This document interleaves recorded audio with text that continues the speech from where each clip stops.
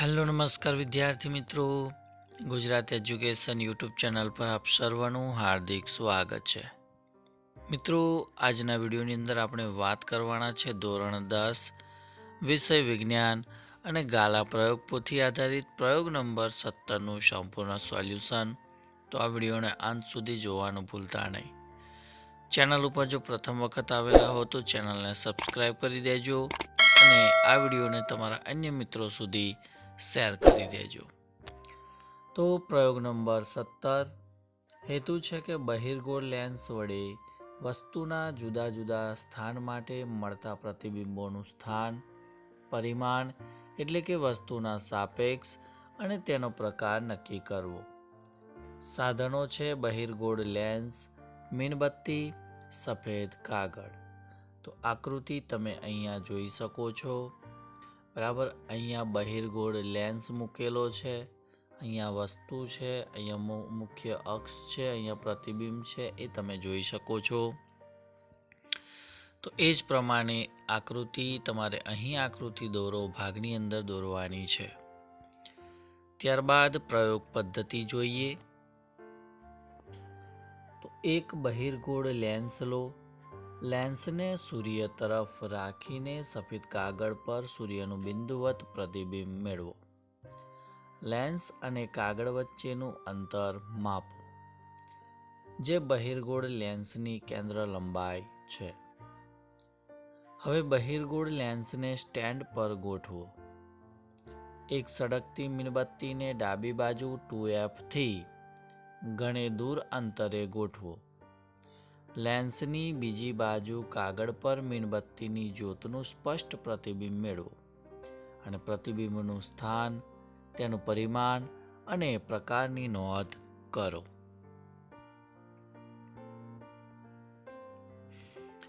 આ જ રીતે મીણબત્તીને 2F થી થોડે દૂર, 2F પર, F અને 2F ની વચ્ચે, F પર તથા F અને O ની વચ્ચે રાખી પ્રયોગનું પુનરાવર્તન કરો અને અવલોકન કોષ્ટકમાં અવલોકનની નોંધ કરો.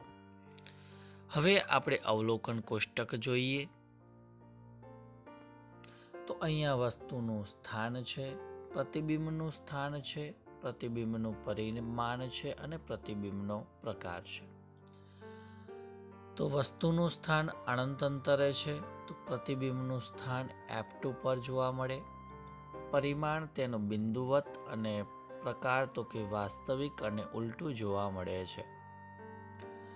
2F1 થી દૂર, તો કે F અને 2F ની વચ્ચે પ્રતિબિંબનું સ્થાન છે, પરિમાણ નાનું મળે છે અને પ્રકાર તો કે વાસ્તવિક અને ઉલટું મળે છે.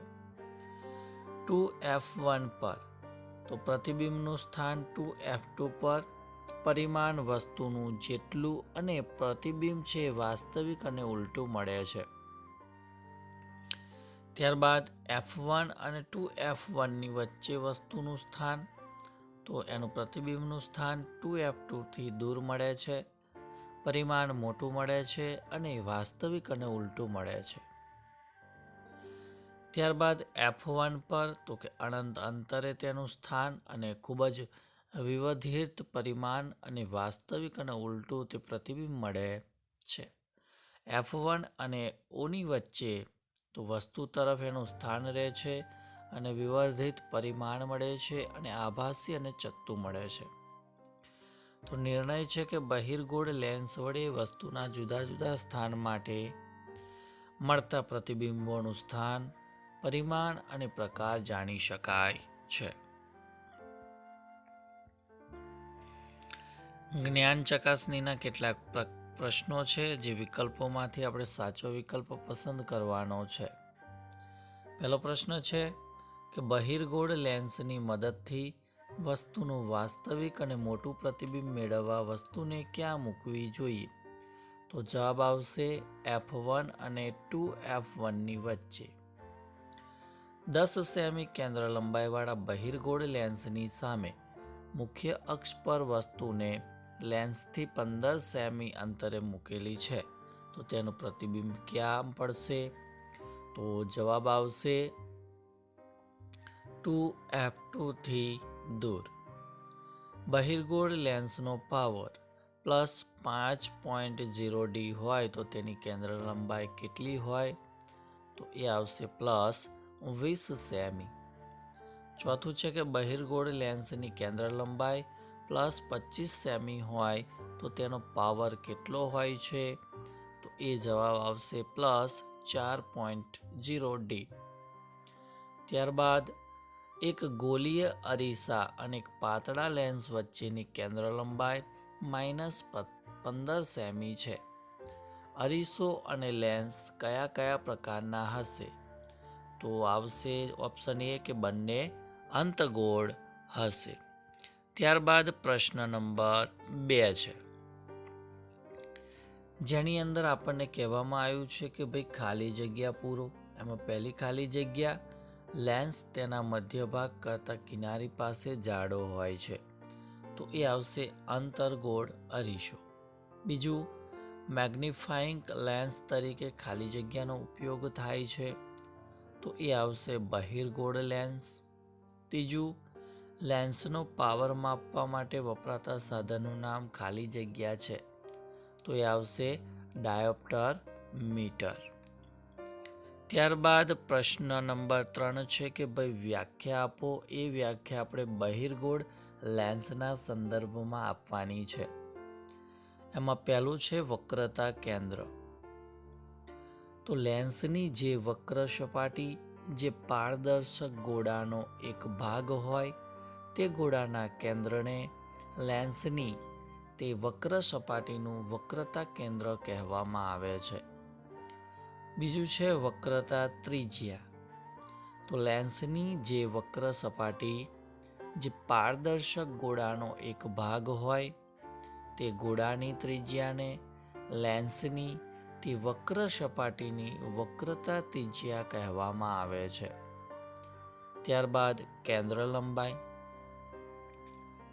તો લેન્સના પ્રકાશીય કેન્દ્ર O અને મુખ્ય કેન્દ્ર વચ્ચેના અંતરને લેન્સની કેન્દ્ર લંબાઈ કહેવામાં આવે છે.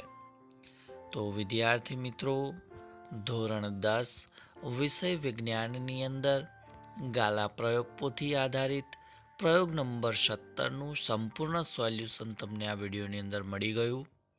તો ચોક્કસથી વિડીયો તમને ગમ્યો હશે. તો સૌપ્રથમ તો વિડીયોને લાઈક કરી દેજો.